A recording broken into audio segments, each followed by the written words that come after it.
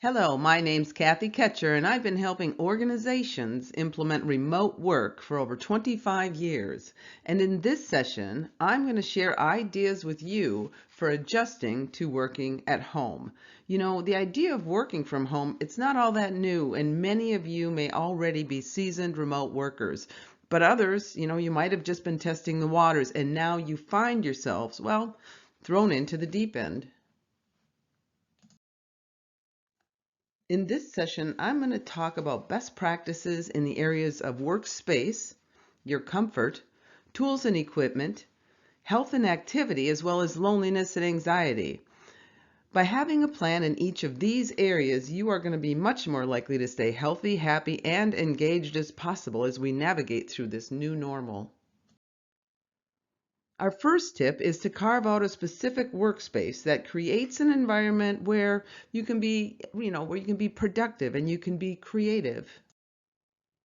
Set up your space in a place that is separate from the main living area if that's at all possible. This could be a closed off area or a quiet corner of the room. And if you can, try to leave your office set up because this is going to promote that kind of going to work feeling during your work hours. And remember, your couch, your bed, these are really not productive options. If possible, do your best to have a private space where you can maintain the necessary level of confidentiality and work to comply with your organization's security policies. Try to create rituals too. One idea is simple. Tip two is all about making it comfortable. This is especially important because of the amount of time you're going to be spending there. You might be tempted to put something together really quickly. Maybe you're going to grab a kitchen chair or use a folding table, but having the right setup, even if it's only for a short term, will be a great benefit in the long run. And make sure that you're taking time to adjust your desk settings to promote good ergonomics. Set the height of your chair so that your feet rest flat on the floor and your knees are pretty much level with your hips. Ensure that your back is snug against the seat, or if that's not possible, put a cushion between the curve of your lower back and the back of your chair to offer that additional lumbar support. And position your screen so the top is set below eye level because that will reduce fatigue that you can experience in your neck after staring at the screen for a long time if it's not in the right position. And also make sure that your keyboard and the display screen are in line and centered to avoid neck and back stress. And don't forget the proper lighting. The best lighting, of course, is natural daylight, and you can optimize daylight by putting your workspace close to a window. But if placing your desk near a window isn't possible for you, another way to reap the benefits of good lighting is to use a good LED lamp, because LED lights tend to flicker much less than fluorescent bulbs, and it also helps to regulate our circadian rhythm. Tip 3, using the right tools and equipment for the job that you're doing.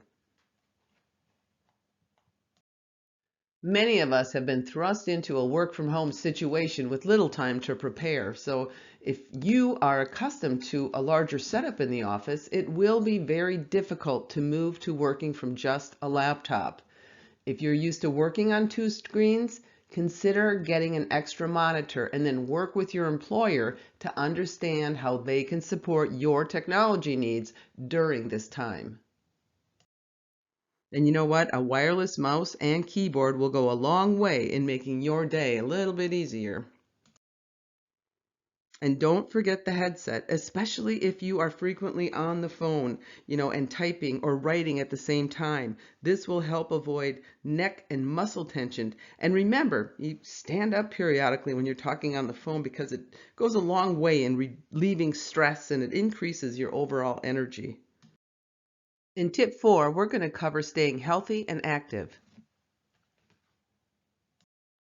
Working from home, especially if you're surrounded by family in confined quarters, can be stressful. So it's important to manage your energy and keep your body and mind healthy. Here are some best practices that'll help you do this. Number 1, try to follow a routine.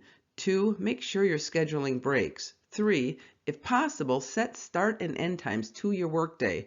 And 4, be intentional about the food you're eating.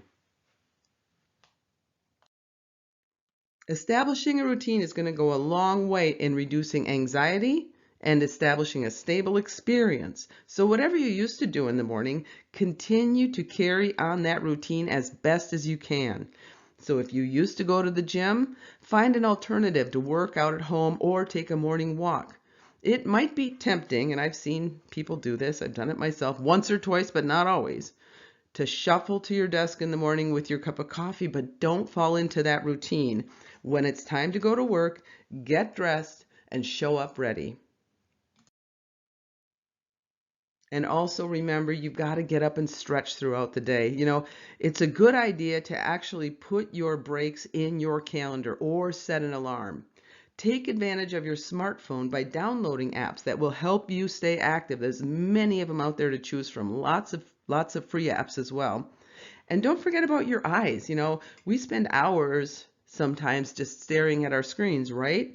So remember to rest your eyes. And to do that, super simple, just look away from your screen into the distance, for about 20 or 30 seconds. Take a deep breath, and then, back to work you go. When working from home, people can sometimes feel like they need to be accessible 24 hours a day, 7 days a week. But that's not the reality, and don't let it become your reality. It's healthy to set start and end times to your workday. Also, it's easy to fall into poor eating habits no matter where you're working, right? So stay intentional about food. Prepare healthy, easy to eat meals and snacks that are ready to grab and go throughout the day. And when it's time to eat, it's a good idea to take meals, get away from your desk. Don't sit at your desk and eat. Get up, go to a different room, go to a dining room table, go to the counter, and put out your meal and enjoy your lunch without any technology. Leave the technology behind and make sure throughout the day, you're staying hydrated. I really recommend putting your caffeine away after 11 a.m. And when it comes to snacks, do your best to stick with fruit and vegetables. Stock up on some nuts for like a quick and crunchy snack. And if it feels like the food situation is getting a little out of hand, go ahead and start a food journal, writing down the different foods that you're eating, the time that you're eating them, what you were feeling when you're eating. So that might help you decide if there is a pattern that's developing that you need to address.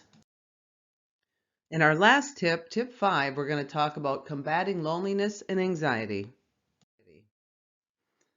In times of uncertainty, it can be easy to self-isolate and keep to yourself, but it is crucial to maintain human interaction to reduce those anxiety levels. Talking with colleagues and friends and family will maintain strong connections and relationships, which will help you feel more surrounded by positivity and feel more supported. This is a perfect time to try some new technology as well. Use Skype or Zoom or other communication options so you can see the person's facial expressions and other nonverbal signals that can be missed if you're just talking on the phone or texting back and forth. Setting aside time each day to record your thoughts and concerns can feel reassuring.